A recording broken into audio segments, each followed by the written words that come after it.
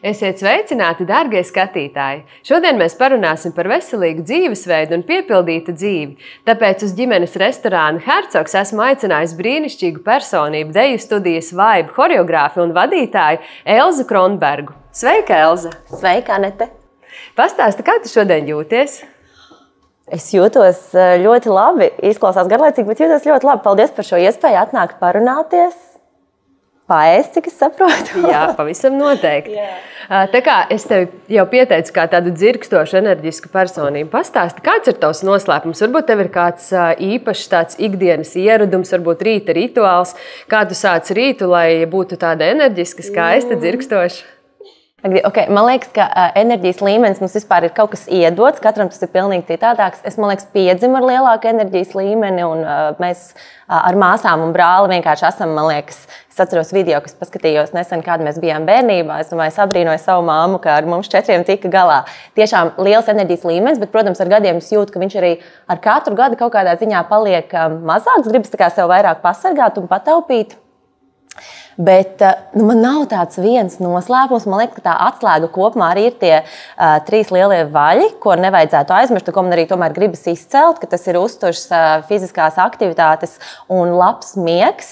Un man liekas, ka man salīdzinoši labā līmenī šīs lietas ir. Un tad man ir tādi mani varbūt radošie tādi spirituālie rituāli, ko es laiku pa laikam arī veicu.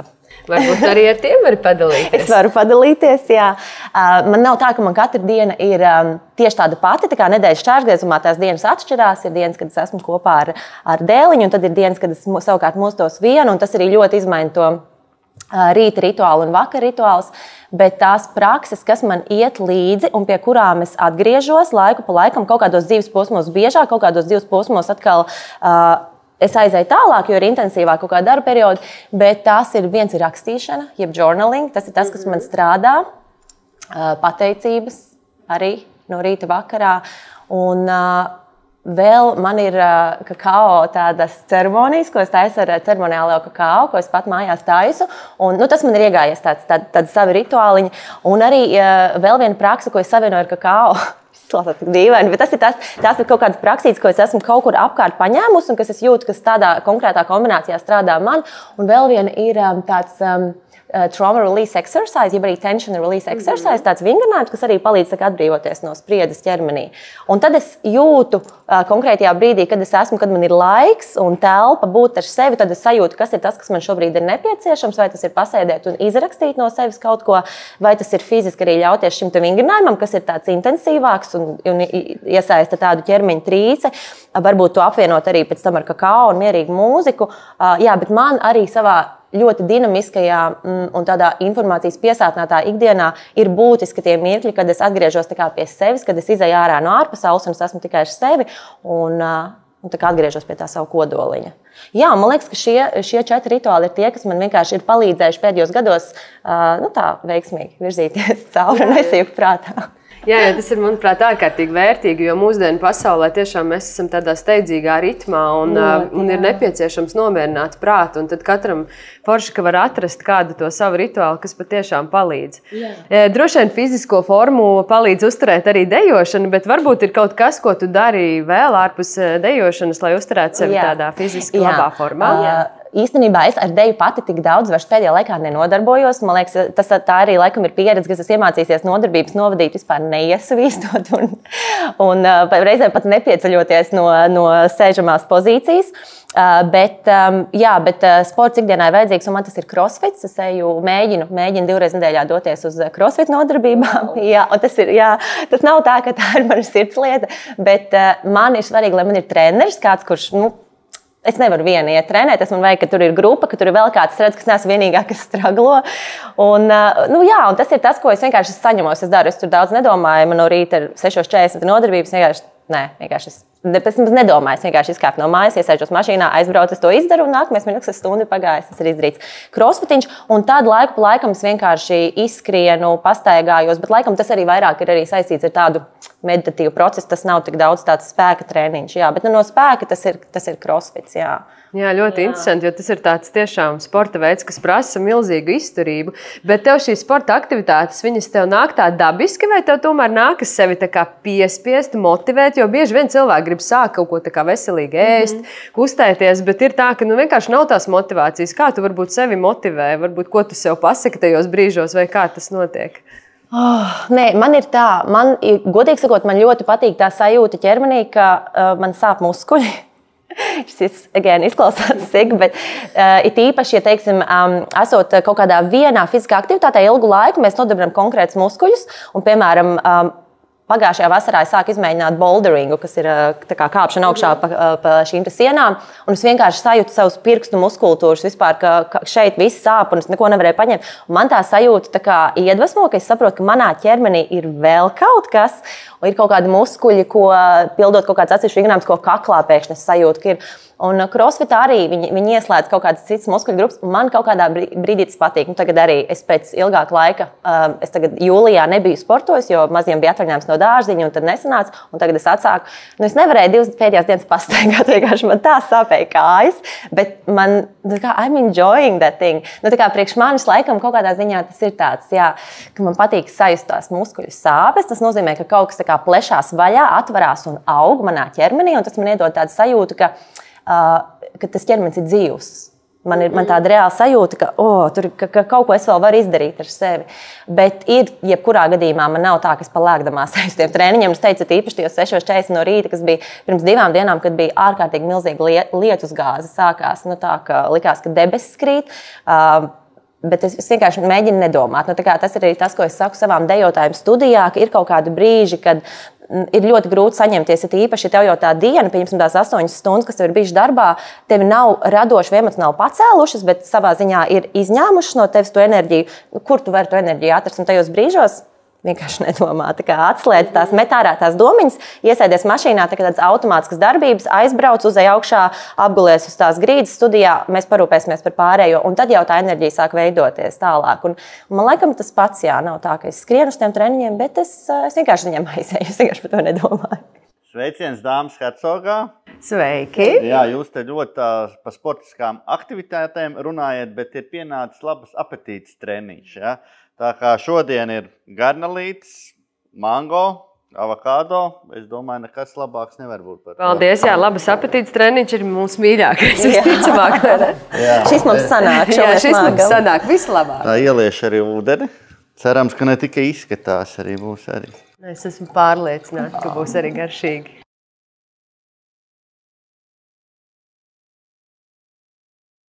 Nu, ko ķeramies klāt? Ķeramies klāt, salāti mums ir atnākuši arī ļoti veselīgi. Jā, un runājot arī par veselīgu dzīvesveidu, manuprāt, cilvēki, kuri spēj sevi motivēt un disciplinēt, doties, piemēram, uz treniņiem vai nu jā, vispār sevi motivēt, izkāpt no gultas un kaut ko darīt, arī īstenībā dzīvē ir tādi veiksmīgāki, jo tas daudz ko patiesībā parāda. Jo, man liekas, ja tu to savā labā nevar izdarīt, tad ko tu vispār vari izdarīt? Jo, nu, man vismaz tā šķiet, jo nu, tādi ir kaut kādi novērojumi. Bet kā tev ir ar dejošanu? Kā tu vispār nolēmi dejošanu pārvērst par savu darbu? Jo droši vien sākās viss taču ar hobiju, vai ne?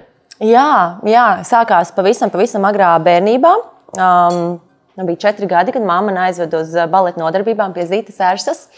Un tad tas bija hobijs, tā bija vienkārši ārpus skolas nodarbība, un es daudz ko citu arī vēl mēģināju un eksperimentēju, bet tā deja palika manā dzīvē.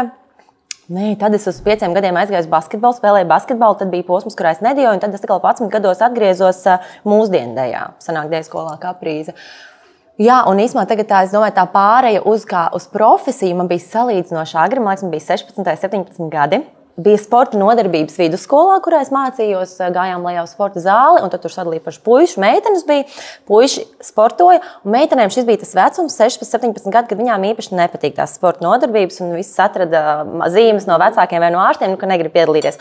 Un tas viss rezultējās, ka bija meitenes, kas vienkārši sēdēja soliņa, man bija garlaicīgi, un man liekas, ka tas arī sakrit ar to laiku, ka bija aerobikas konkursi skolās, un tur bija jādomā dejas, un, protams, to es darīju, un es vairs neatceros, vai es sporta skolotāju piedāvāja, vai viņa piedāvāja man, bet es paņēmu magnetofonu un disku, un es sāku vadīt aerobikas nodarbības, tā kā savas klases meitenēm, un viņas dejoja, viņām patika, un tad tas aizgāja, man liekas, pat nepagāja mēnesis, un tad man bija zvans no dejas studijas Kaprīzes vadītājas, kuras dejoja līdz tam, vai es negribu pasniegt nodarbības, jo tur arī notika treneru maiņa, un es teicu, jā, un es sāku pasniegt, un tobrīd mūsdienu bija lielā topā, hip-hops bija tā kā the thing, un grupas bija pilnas, 40 cilvēki, visi līdz maliņām saspiedušies. Es jūtos par kā jauns zaļš gurķis, es atceros, ka Sintija vēl toreiz vadītāji sāk vadīt nodarbību, un viņa apstādina nodarbību, viņa man izsauc ārā, tā kā Elza, tik sarežģīti, nedrīkst lūdzu daudz vienkāršākas kustības, šiem cilvēkiem ir svarīgi, lai viņiem sanāk pirmajā nodarbībā, un tad tas bija tāds mācīšanās process, kamēr es jau sāku darboties, un tad ar to darbošanos mācījos. Un tā es arī turpināju. Jā, tā sanāk, es sāku pasniegt Kaprīzē, un tad daudzus gadus vēlāk atvēru savu studiju. 2013. gadā savu jauniešu deju studiju no sākuma BAM. Tad izdegu no šīs studijas vadīšanas un devos prom uz Jaunzēlandi, un tad atkal atgriezos atpakaļ no Jaunzēlandes, un tad jau bija pagājuši daudz gadu, un 19. gadā atvēru patreizējo deju studiju, mūsdienu deju studiju Vibe. Jā, ļoti interesanti, ka tu jau agrā vecumā patiesībā sajūti tādu to savu sūtību, jo nevelti saka, ka, ja tu nodarbosies ar to, kas ir tavs hobijs, tad tu nejutīsies nevienu dienu dzīvē, it kā tu strādātu. Ja, manuprāt, tas ir ārkārtīgi vērtīgi vispār cilvēkiem atrast to savu sirdslietu un to savu nodarbošanos. Tu minēji, ka tu izdegi. Varbūt tu vari pastāstīt, kādi bija tavi instrumenti, kā tu sevi atkal uzfrišināji, savedi sevi formā atpakaļ. Man liekas, ka tajā dzīves posmā es biju vēl diezgan jauna, un es tā nedomāju par to, man tagad vajag sevi savest formā. Es vienkārši izbēgu no savas ikdienas un dzīves, un tāpēc arī šī Jaunzēlanda būtībā no manas puses bija kā tāda iespēja aizbēgt. Tas bija tāds getaway, un arī tas nostrādāja, protams, savā ziņā, jo vispār atzūmot no savas dzīves un tā kā ieraudzīt savu dzīvi tā kā no attāluma, tas ļoti palīdz ieraudzīt lietas, un Jaunzēlanda priekš manis bija liela arī patstāvības skola, jo tā ir pilnīgi cita vide. Tu esi otrs puses okeānam, tev nav sava ģimene, draugi, tavs tāds resursu loks apkārt un kaut kādas iestrādes vai kontakti, un tu tur esi vienkārši viens pats tajā tālajā zemē, un es atceros, tas bija no vienas puses ārkārtīgi krāšņus un spilgts dzīves posms, bet arī pilns ar izaicinājumiem un tādām sevis laušanām, un īstenībā tie pirmie gadi man bija absolūtā nepārliecībā par sevi, uzplaiksnīja viltvāršu komplekss, kas es vispār esmu, ja es nevaru Jaunzēlandes tobrīd, tur bija tāda ļoti prestiža karsēja komanda, kas neizklausās labi mūsu platuma grādos, bet viņiem šī karsēja komanda ir vienīgā valstī, un viņi ir uztaisījušos pasākumos, un viņiem visiem ir klasiskais baleta backgrounds, un tad es biju šo atlasi, un tas ir atsevišķs stāsts, bet vienmēr sakot, es tiku līdz tam pēdējiem 20-niekam un paņēmu tās 15 meitenes, un mani nepaņēma.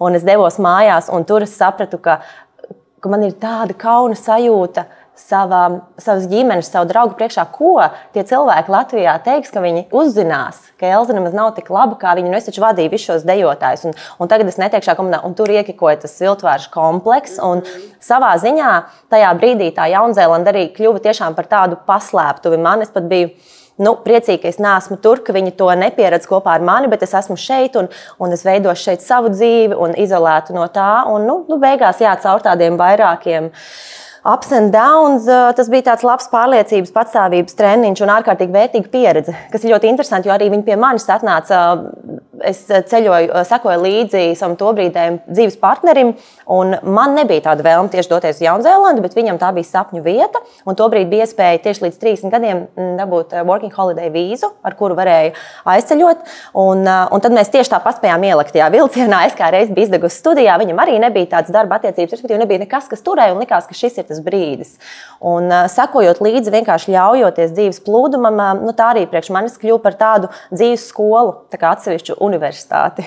Jā, tas bija patiesībā par Jaunzēlandi. Bija jau mans nākamais jautājums, jo man liekas, vienkārši wow, tik drosmīgi vienkārši nomainīt savu dzīvi un vienkārši vienā dienā pārvākties uz Jaunzēlandi. Man liekas, tas ir patiešām tādas milzīga drosme cilvēkā. Jā, par tādu. Jā, to es atceros, ka man bija arī draudzenes, kas teica, es tevi abrīnoju, bet es tā nevarētu un es to nedarītu. Un man liekas, ka tajā brīdī tā drosme.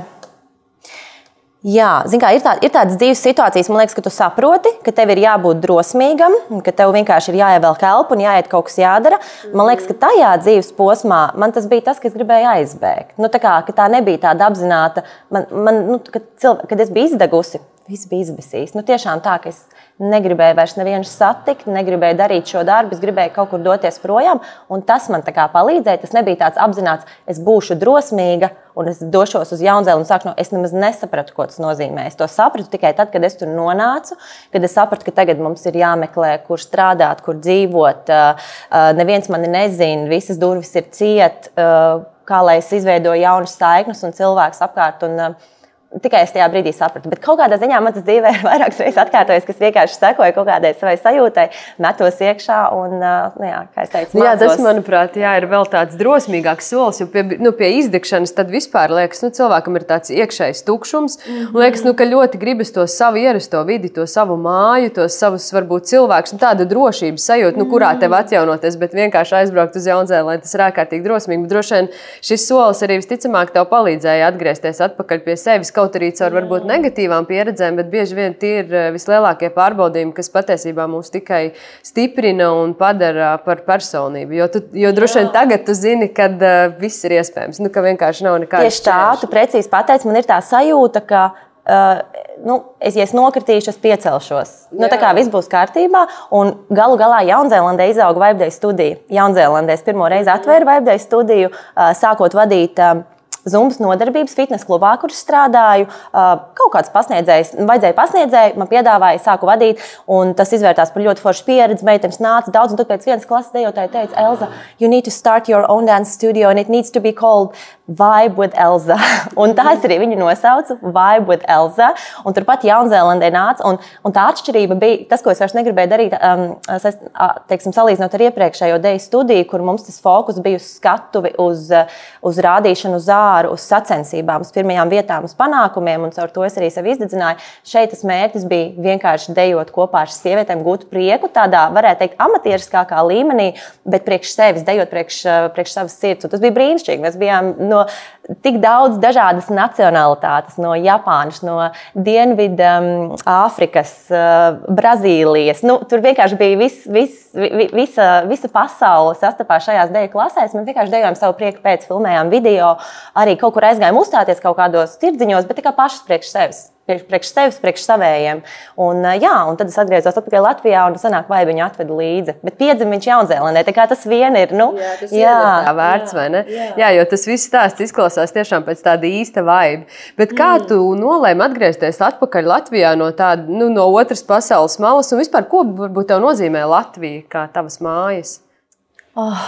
Tu arī pareizi pateici, Latvija tās ir manas mājas. Man vienmēr Latvijā ir māju sajūta un miera sajūta. Un arī neraugoties, protams, šobrīd miera sajūta nav daudz kur pasaulē, tādos lielos iedzienos mēs neesam mierā, bet ja skatās tādā pasaules kontekstā, man Latvija vienmēr liekas tāda miera osta, un man liekas, mēs kaut kādā ziņā esam šeit. Mēs varam būt pateicīgi, ka mums šeit ir mežs, vienkārši tik klātesošs un sasniedzams mežs. Tā priekš manis ir tāda svētnīca, un man ļoti patīk latviešu valoda arī. Jaunzēlandē varēja skatīties no dziesmu svētkiem ierakstus YouTube un vienkārši raudāt. Un vispār valoda, kā viņa rīmējās, kā viņa skan, un Latvija ir mājas. Jā. Jā, nu Latvija vienmēr droši vien, jebkuram latvietim būs tāda silta sajūta, jo tiešām arī pabraukājot apkārt pa pasauli un paskatoties, kā cilvēki dzīvā, mums ir īstenībā jābūt pateicīgiem par to, kāda mums ir daba, ka mums ir iespēja vienkārši aiziet prom un tur nav neviena cilvēka. Mēs esam tikai ar dabu tādās, piemēram, lielajās kaut vai Eiropas metropolēs, tad tur es nezinu, cik daudz kilometri ir jābrauc, lai vispār cilvēks pabūtu ar sevi un vispār dzirdētu sevi, kas mums iekšā vispār notiek.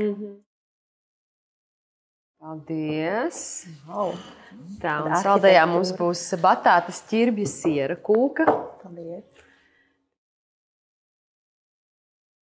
Cik ilgu laiku tev sanāca pavadīt Jaunzēlandē? Varbūt tu domājis kādreiz tur atgriezties? Jaunzēlandē es biju 3 gadus, man liekas, vai nedaudz ilgāk. Es noteikti gribētu atgriezties, bet gribētu atgriezties, lai parādītu savam dēlam šo zemi, jo, man liekas, bērniem tur tik ļoti varētu patikt tas, ka tā daba ir tik droša, vienkārši paņemt kemperīti atkal un uz mēnesi ceļot, gulēt pludmalēs no rīta, gatavot turpat kafiju un pupiņas cept un oliņu uz tās vienreizējās pāniņas. Un, man liekas, ka es gribētu to vēlreiz pieredzēt, bet ar to bērnu prieku. Jā. Jā, tas būtu ļoti interesanti, droši vien arī tāda absolūti jauna pieredze. Jo tā zeme, man liekas, tiešām tāda fascinējoša, kaut kādā ziņā tāda vilinoša ļoti. Jā. Bet, ja mēs atgriežamies pie dejas, kā tev ir ar deju un kā tu domā, vai arī deja var būt cilvēkam kā terapija? Jo, piemēram, par sevi runājot, es nodarbojos arī ar dziedāšanu un, manuprāt, tajā brīdī, kad es to daru, es esmu tikai šeit un tagad. Un, daudzi cilvēki meditē, lai tas tā būtu, lai atrastos šeit un tagad, jo mēs bieži vien esam kaut kur nākotnē. Kā ir ar deju un kā varbūt tev ir, kādas ir tavas domas par to? Jā, šis ir šis vārdu savienojums, ka deja ir terapija. Arvien biežāk un biežāk atgriežas pie manis kā studijas vadītājs, pie mūsu pasniedzējiem, nākotnē tad no mūsu dejotājiem.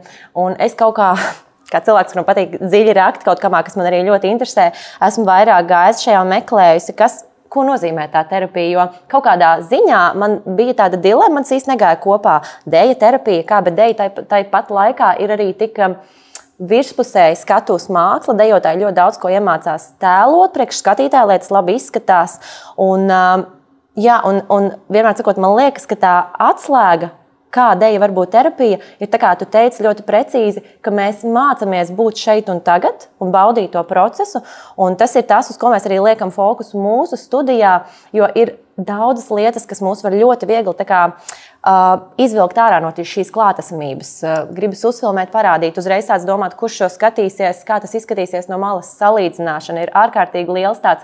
Tāpēc man liekas, ka deja no vienas puses tā ir tāda, pārliecības treniņu ritīgi nometne. Katrs tas treniņš, jo tur ir 20 dejotājs, un tu gribot, negribot, tas tikai cilvēcīgi, ka mēs salīdzinamies, mēs esam sociālas būtnes, bet mācīties un atgādināt, un tas ir mūsu deju studiju pasniedzēju mērķis arī vest šo te apzinātību arī dejas procesā, un mēs to tā īpaši intensīvi darījām nometnē, kas mums tikko bija tāds dejas getaway, jeb aizbēgšana no ikdienas uz 3 dienām. Un tas bija ārkārtīgi skaisti, ka jau 2. dienas beigās meitenes teica, mums uzdevums bija arī iekļaut rakstīšanas prakses un rakstīt, kas ir tās domas, ko mēs pamanām sevī dejošanas treniņu laikā. Jo no vienas puses dejotāji saka, varbūt arī tev tā ir, ka tu dziedi, kad tu dziedi vai dejo vai nodarbojies ar šo savu lietu, tu nedomā par ikdienas problēmām, tu nedomā, tu aizbeidz no darba, nedomā par epstiem, kas ir forši, bet tāpat laikā tas prāts jau nav tukšs, tur norisinās daudz citas domas, un deju treniņu laikā bieži vien tās domas ir par to, kas notiks, ja atkal būs kustība, kuras nemācēšu, man iedos, vai arī man tik ilgi šis jau nesanāk, varbūt es šim esmu pa vecu, un tu sāc sevi šaustīt, un tad ir tā salīdzināšana, un tas, ko mēs darījām, mēs šīs domas piefiksējām, pamanījām, attiecīgi iekļāvām šo rakstīšanas praksi kā daļu no treniņa un pārrakstījām. Un rakstījām, mēģinājām viņas tā kā pārformulēt pozitīvas.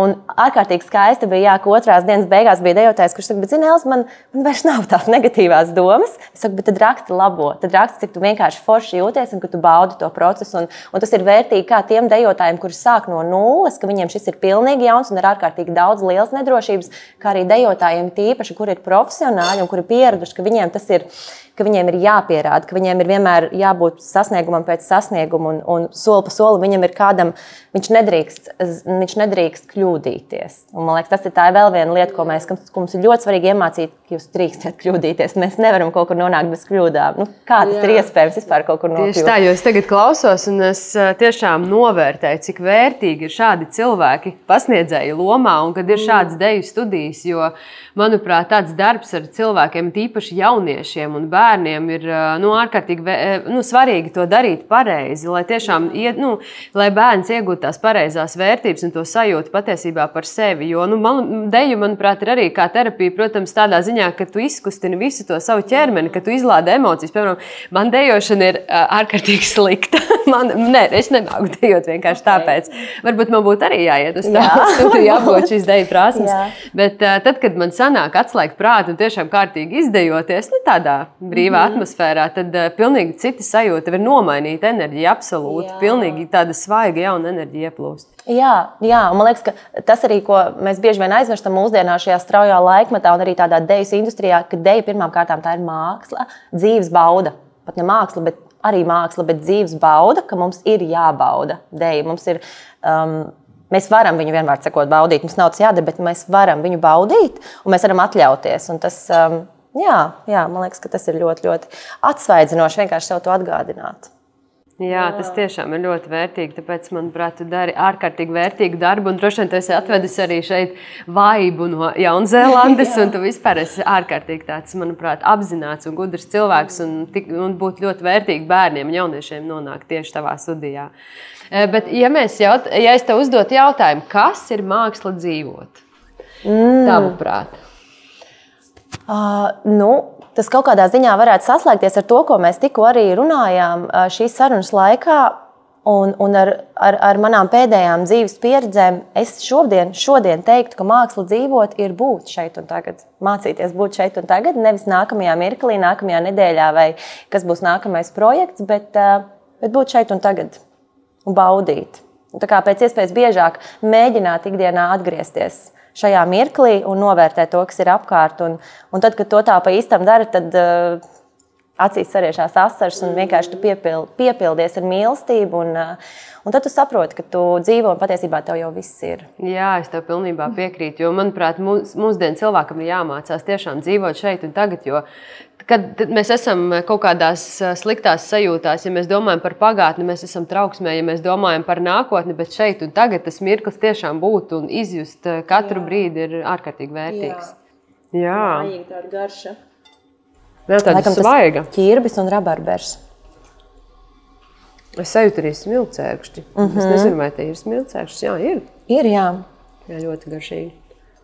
Es gribētu ar tevi uzspēlēt arī tādu ātro jautājumu spēli, lai nedaudz atsvaidzinātu šo sarunu. Jo, manuprāt, tas ir arī ļoti interesanti, jo daudzreiz šie jautājumi daudz ko pasaka par personību kā tādu. Man ļoti patīk ātrie jautājumi. Jā, tad sāksim. Bet es brīdinu, es nedomāšu, es uzreiz šaušu. Jā, tas jau arī tieši tā arī jādara, tāpēc tie ir ātrie jautājumi. Jā. Kafija vai tēja? Tēja. Maize vai čipsi? Čipsi. Kaķi vai suņi? Suņi. Ceļojums vai darbs? Ceļojums. Burgers vai bulciņa? Bulciņa. Loki vai dilles? Dilles. Skriešana vai vingrošana? Skriešana. Miegs vai ballīte? Miegs. Vispār nedomāju. Tev ļoti labi sanāca. Jā.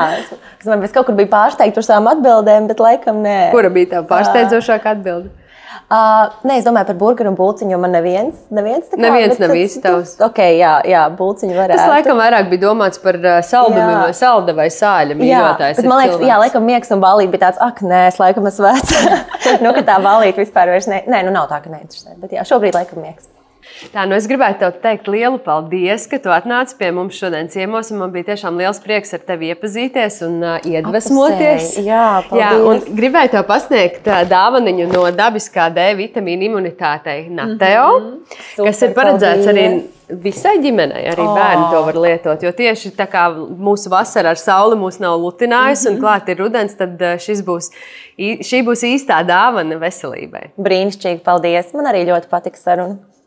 Paldies, mīļie skatītāji, ka bijāt kopā ar mani un Elzu. Mūsu raidījumiem variet sekot līdzi sociālos tīklos, kā arī Spotify un YouTube. Un atcerieties, 31. oktobrī tiekamies Veselības fórumā Māksla dzīvot. Fórums ir piemērots gan vīriešiem un sievietei, labsajūtai un veselīgam dzīvesveidam.